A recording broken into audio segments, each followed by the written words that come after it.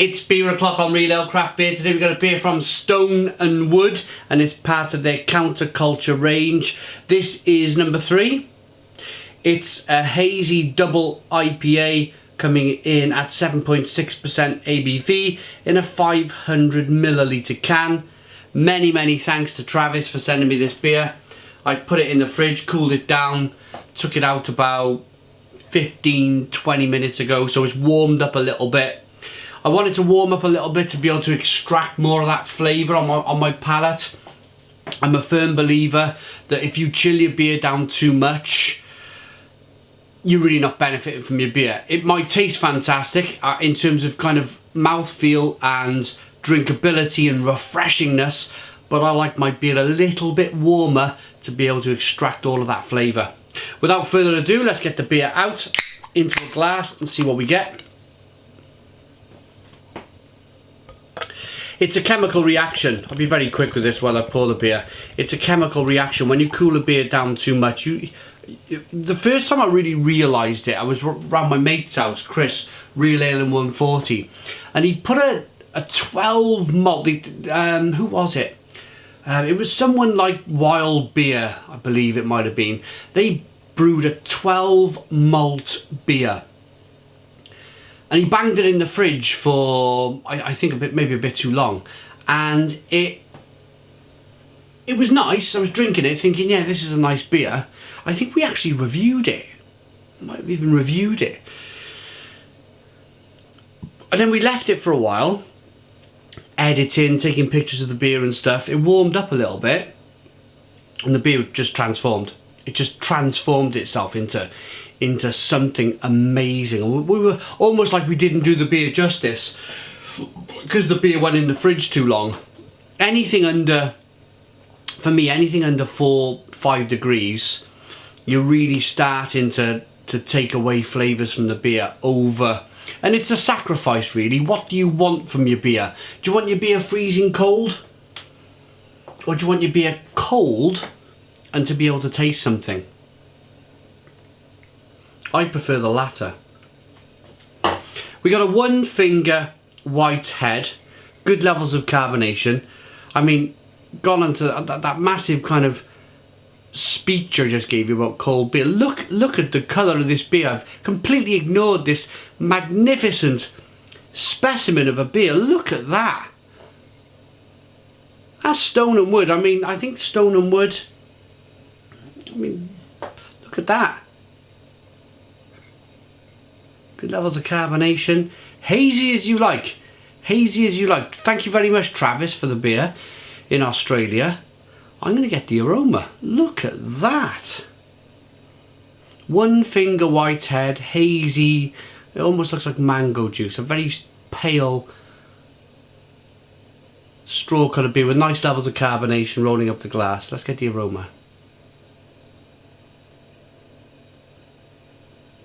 Oh my goodness me. That just smells terrific.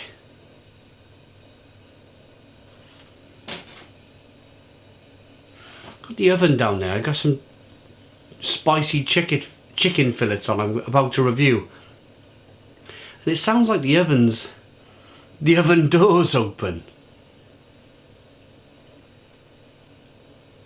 That smells terrific. Absolutely terrific.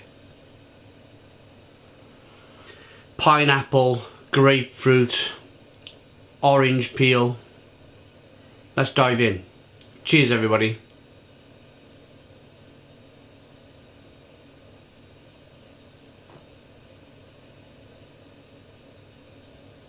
Well, that's cold. That is cold. I'm a little bit thinking to myself, I gave that massive spiel. I took the beer out 20 minutes ago. Someone set the fridge to 2 degrees. What's going on? I never did that. Sabotage. That is complete sabotage. This beer is freezing cold.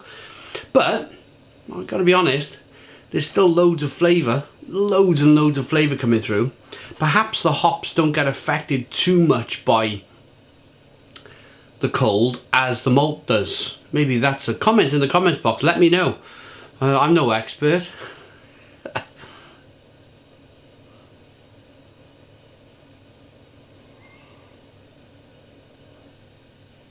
Well, that's lovely. Orange peel, fleshy blood orange, grapefruit, mango, citrus. Oh my goodness me. That is Stone the Crows! Stone the Crows! Stone and Wood! Stone and Wood, what have you done to me? I always, like, I was under the impression, and not that it matters really, because Stone and Wood have just produced an amazing beer. And as far as I'm concerned, as long as it's amazing beer, it's amazing beer. Whether it's made by small beer or whether it's made by big beer. If you're giving me a great beer in my hand, I really couldn't care less where it comes from. I used to, when I first started, I used to bang on about big beer and all sorts, and I just taught myself just to kind of like tailor it all back a bit now and give people the benefit of the doubt. And the reason why was because I went to Stella Artois in Belgium, in Leuven in Belgium, and I met some of the most lovely people you would ever meet on this earth. And they all work for Stella Artois. They're amazing, funny, knowledgeable, yeah, brilliant. And that really made me think, you know, at the end of the day, they are big beer, but you know, there's some lovely people that work for these companies. Ideally, of course, if it comes from small beer, then yeah, all the better. But I'm not going to start ranting about it anymore. The reason why I'm mentioning this is because Stone and Wood, it started turning up in, like, oh, look at that. It started turning up in a place called the Calcutta Arms. And the Calcutta Arms, I was scratching my head. You had a bitter, Carling, Stella, Guinness. It was one of those type of pubs. A sizzling pub. And then in the corner of the fridge was Stone and Wood's Pacific Ale. I think it's the Pacific Ale. The one they're really famous for. Pardon me. I'm sure it's called Pacific Ale. My battery's about to go. If you see a change in direction or a quick edit, then you're probably going to find that I'm recording off my iPhone for the remainder of the review. I'll see how far we can go.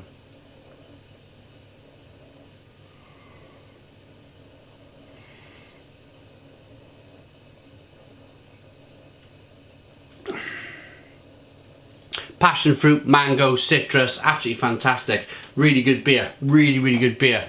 Nice and cold, hoppy. You don't really get much of a sense of the alcohol for 7.6% ABV. Oh, there we are. First there was the original Pacific Ale. It was called Pacific Ale, there we are. Then the prequel. Now we're shifting into third gear.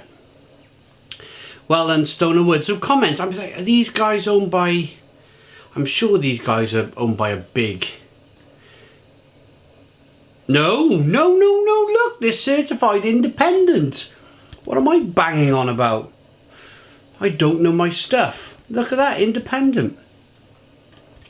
Why did I think then that this Pacific Ale, because it hit a pub with Carling and Guinness in the UK, I was thinking, oh, they must have been taken over by big beer.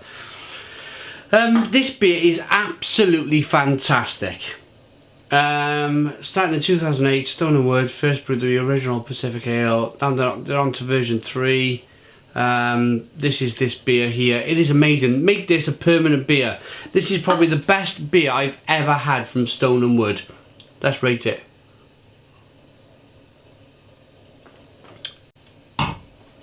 I like that beer enough to give it a Stone the Crows 9 out of 10.